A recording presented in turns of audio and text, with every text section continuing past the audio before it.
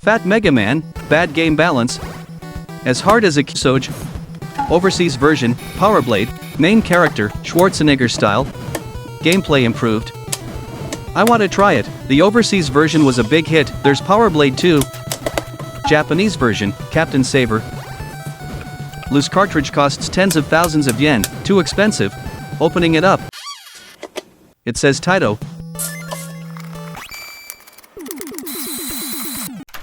Mercury. Looking closely, it's rusted. A tool for removing tartar, not broken? Is it okay? Almost broken. Flux. Thin wire at the base. Desoldering braid. I think this part is disconnected. If it's connected, it beeps. Not connected. After removing rust, it's broken. Normally, the base isn't this thin, the base is too thin. Even a little rust makes it fragile. Jumper wire. Stripping the insulation.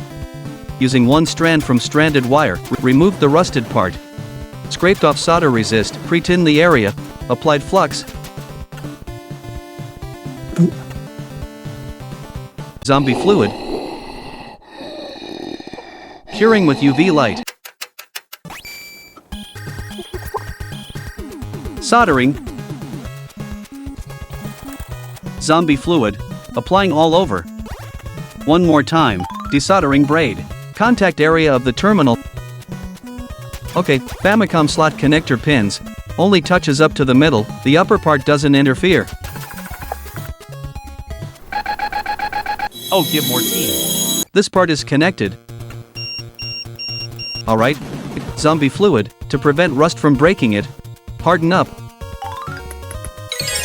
Looks a bit dirty, but magic solution, rust prevention and lubrication.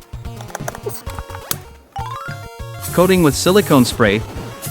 Forms an ultra-thin protective layer after drying. Stored like this, it lasts for years, reduces oxygen and humidity damage, prevents plastic from becoming brittle, prevents yellowing in dark storage, slows down deterioration. Silicone oil is solvent-free. Doesn't damage materials, dries in 1 to 2 hours. 1990.